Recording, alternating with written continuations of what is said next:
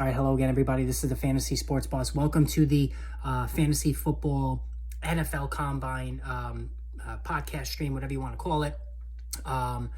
Lots to get to today. The various GMs of almost all the NFL teams met with the media today. So no on-field workouts yet. That's going to be Thursday, and we're going to do a lot on that. Lots of videos.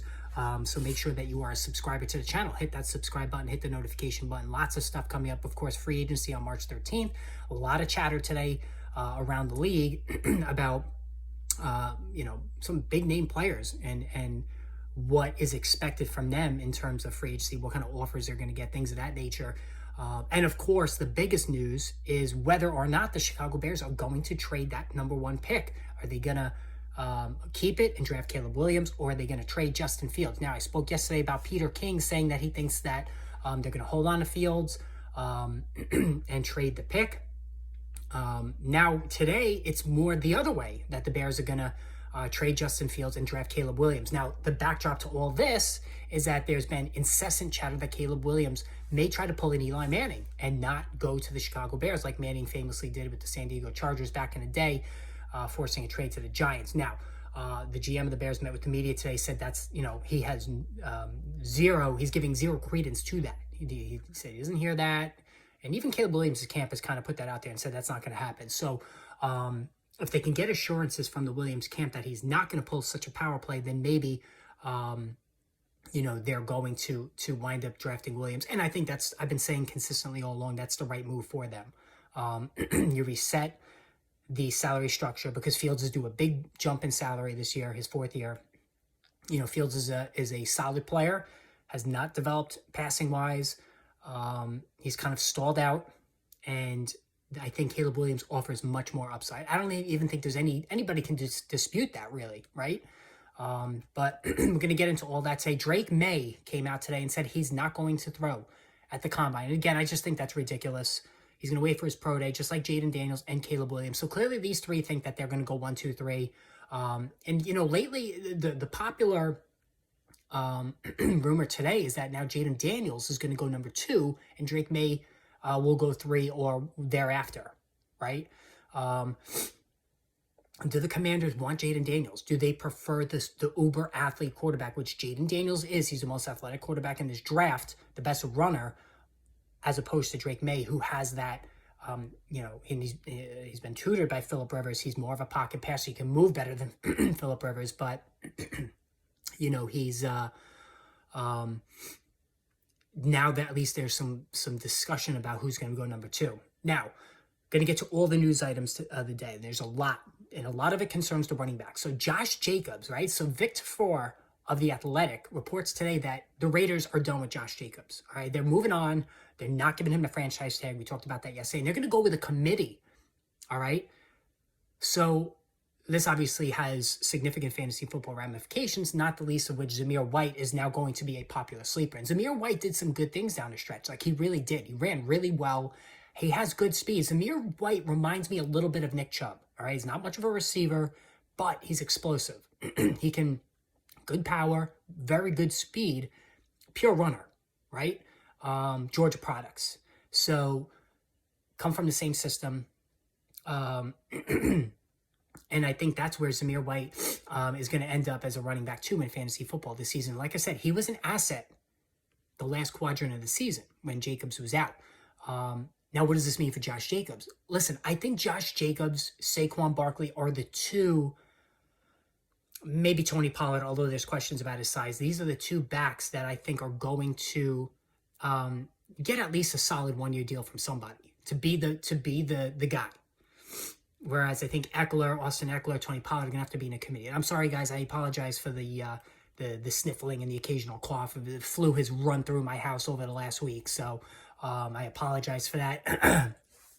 My whole family was laid up with it. But I feel like I just have a cold. Maybe the worst is coming. I don't know. But I feel okay. But I apologize. I know it's not pleasant to listen to. But I'm just going to push through so I can get all this information for you. But again, Josh Jacobs, I still like him. Like, he can catch the ball. He's got really, really solid PPR value. All right, he's been a running back 1 He certainly was a running back 1 in 2022. Last year he was a running back 2. He missed time. You know, he had the curse of the 370 touch season, as did Derrick Henry, and we saw what happened to Derrick Henry as well. So I do think he's going to end up somewhere, Jacobs. Is it Baltimore? Is it Dallas? Like Dallas, let's watch for Dallas, because Dallas, instead of getting Derrick Henry and maybe pairing him with Rico Dowdle, maybe they just bring in Josh Jacobs on a 1-year deal. And I think Jacobs would jump at that opportunity, to be honest with you. The Bengals, according to Charlie Goldsmith of the Inquirer, will not trade T. Higgins. So T. Higgins, who you all know I'm not a fan of in fantasy, because he's that second guy on a team with 2 good fantasy football wideouts, because T. Higgins could be a wide receiver 1 pretty much anywhere else. You know, 9/10 of the league. But he's in the shadow of Jamar Chase, and that's going to be the problem for him, realizing anything more than low-end wide receiver 2 value. You know, we talked about Jalen Waddle. We talked about Davante Smith. T. Higgins, wide receiver 2s on a team with an alpha 1, usually disappoint relative to where they're drafted. And all 3 of those guys disappointed last year relative to where they were drafted. All right, so another news item. Jenna Lane of ESPN says the Tampa Bay Buccaneers are getting closer to re-signing Mike Evans. I got to say, I'm a little surprised by this. You know, y'all know how I feel about Mike Evans. I think he's just one of the most underrated players in NFL history. 10 straight seasons to start his career of 1,000 yards. One of the greatest stats in any sport that nobody talks about. You know, but they're going to bring him back. They're going to bring back Baker Mayfield. They're really going to run it back with this team. Chris Godwin had the quietest 1,000 yards you're ever going to see last year. So it looks like Evans is coming back to the fold with Tampa Bay. And honestly, he had a really good rapport with Baker Mayfield last year. He was a wide receiver 1, probably his best year in a number of years. But it shows he still has it. Now he's going to be 31. Soft tissue injuries tend to crop up with these guys when they pass the age of 30. But Evans looks like he's going back. So you just really repeat his expectations relative to what he did last year. Davante Adams will not be traded, according to Tom Telesco, the new Raiders GM. Excuse me. So, no surprise. This is what they've been saying all along. The real intrigue, though, they're not bringing back Josh Jacobs. The real intrigue is, what are they doing at the quarterback position? Aiden O'Connell is not the answer. We all know that. They're going to release Jimmy Garoppolo. He's gone. They're high enough in the draft where they could make a move up. Or they could draft J.J. McCarthy or Bo Nix. You know, Bo Nix is somebody whose name has kind of cooled off a little bit over the last, really since the Senior Bowl. I thought all along last season, Davante Adams would eventually end up with the Jets. That's not going to happen. Mike Evans going back to Tampa Bay. So were the Jets going to have to sign somebody? Michael Pittman's going back to the Colts. He's going to get a franchise tag there. We heard today that Calvin Ridley, mutual interest of the Jaguars and Ridley to bring him back, which is surprising to me. But Davante Adams, there may not be an ace-like wide receiver whose value is more contingent on who they bring in at quarterback than Davante Adams right now. He is completely do not draft for me unless they address his quarterback position. Do they sign Kirk Cousins? I doubt it. Do they draft J.J. McCarthy? They could. Do they move up and take one of these quarterbacks? I don't know. You're even hearing today that the Patriots at 3 might take Marvin Harrison Jr., which would be absolutely ridiculous if they did that. So that's something to keep an eye on. Justin Jefferson will not be traded. Cressy Adolfo-Mensah, the GM of the Vikings, said today.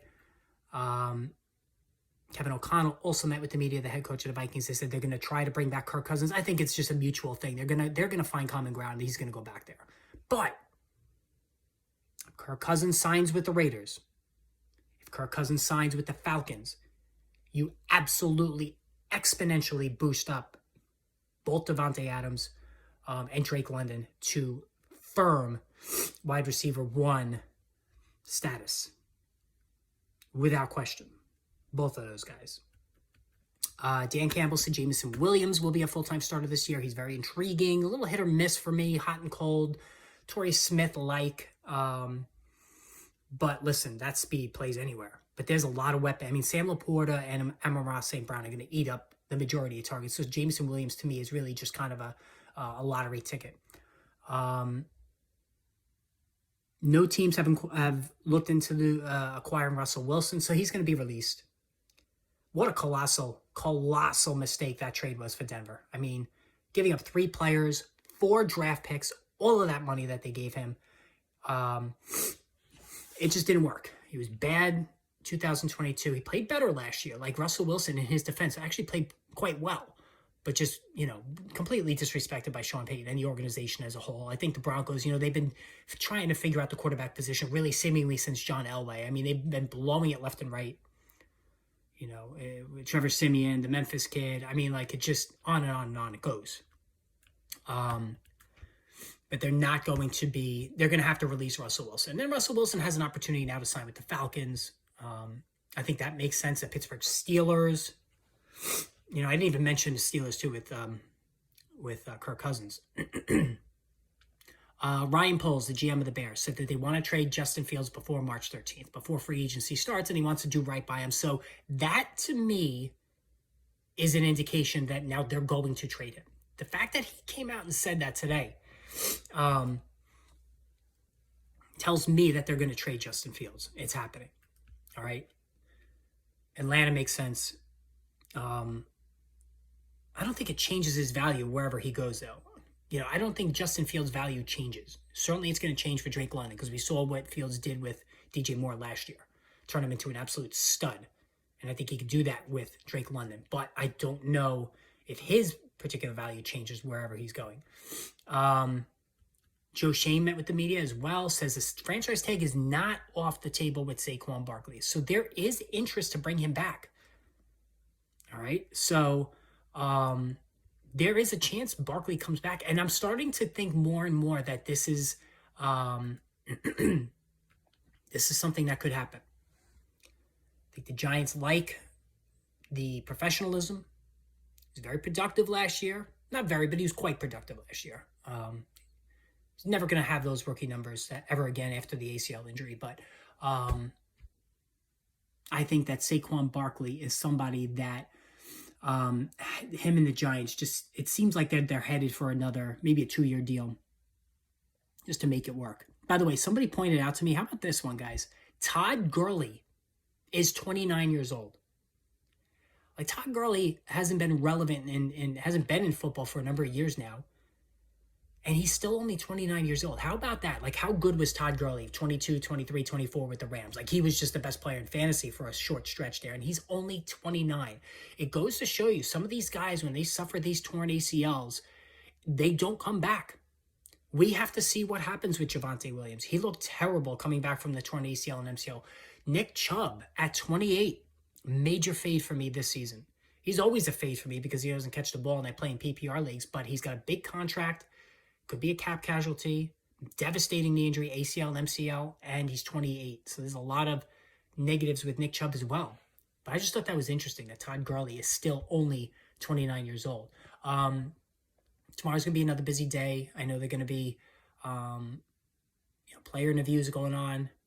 We're almost there. Thursday workouts. The quarterbacks, I believe, go on Saturday, but a lot of that has lost its luster now that the top 3 guys are really not going to be doing much of anything. Jonathan Brooks will be cleared by training camp from his torn ACL, the Texas stud running back who can do it all. I think that he's somebody who, fantasy-wise, we need to look at, as somebody who could be really, really good there. Malik Neighbors will not also participate, the LSU wideout. Malik Neighbors is going to be really good, folks. I mean, they know how to churn them out in LSU in terms of receivers. I mean, my God, they just know what they're doing. Whether it's Justin Jefferson, Odell Beckham, Jarvis Landry, Jamar Chase. How about that? Jamar Chase and Justin Jefferson, playing at the same time. I mean, that's just crazy. But anyway, so that's all for today as far as the combine. I'm going to put another 2024 player video for fantasy football up soon, so look for that. Got through this video. Sorry, guys. Like I said, I know it's not pleasant, the sniffling and the coughing, but I'm trying to push through with this cold/flu, whatever it is. But anyway, more videos coming. Stay tuned. The very, very busy week, so stay tuned.